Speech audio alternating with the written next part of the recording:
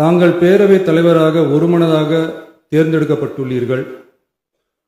தங்களை இந்த ஆசனத்தில் மாண்புமிகு பேரவை முன்னவரும் எதிர்க்கட்சி தலைவரும் தங்களுடைய கரங்களை பிடித்து அழைத்து சென்று அமர வைத்தார்கள். இந்த சம்பிரதாயம் எப்படி வந்தது என்று சொன்னால் சுவாரஸ்யமாக இருக்கும். பெரிய வரலாறு சம்பவத்தில் உள்ளது. இங்கிலாந்து நாட்டில் உள்ள பாராளுமன்ற நடைமுறைகளை போன்றதே நம்முடைய பாராளுமன்ற நடைமுறைகளும். மன்னராட்சி இருந்த காலத்திலேயே அங்க பாராளுமன்றம் இயங்கியுள்ளது. அக்காலத்தில் அனைத்து அதிகாரங்களையும் பெற்ற மன்னரும் இருந்தார், பாராளுமன்றமும் இயங்கியது. அங்கே மன்னர் ஒரு பணியை செய்ய வேண்டும் என்று விரும்புவார். பாராளுமன்றம் அவருடைய விருப்பத்தை பெரும்பாலும் நிராகரிக்கும்.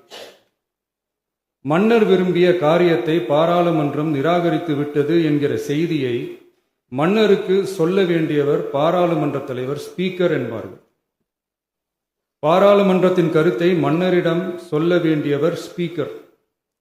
அதற்கு துணிவு வேண்டும். சில பணிகளை செய்வதற்குத்தான் பாராளுமன்றத்தின் அனுமதி வேண்டுமே தவிர அந்த ராஜ்யத்தில் உள்ள எந்த பிரஜை தாங்கள் பேரவைத் தலைவராக ஒருமனதாக தேர்ந்தெடுக்கப்பட்டுள்ளீர்கள்.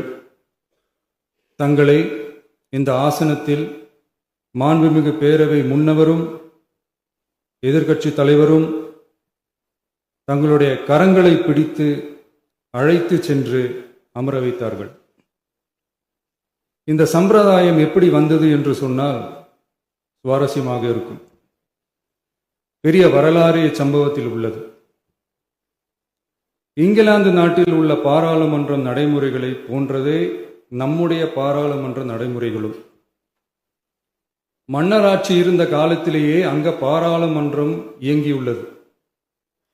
அக்காலத்தில் அனைத்து அதிகாரங்களையும் பெற்ற மன்னரும் இருந்தார், பாராளுமன்றமும் இயங்கியது. அங்கே மன்னர் ஒரு பணியை செய்ய வேண்டும் என்று விரும்புவார். பாராளுமன்றம் அவருடைய விருப்பத்தை பெரும்பாலும் நிராகரிக்கும்.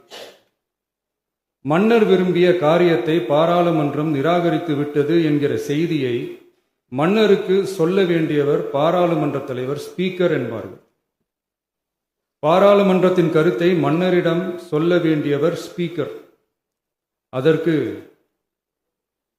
துணிவு வேண்டும்.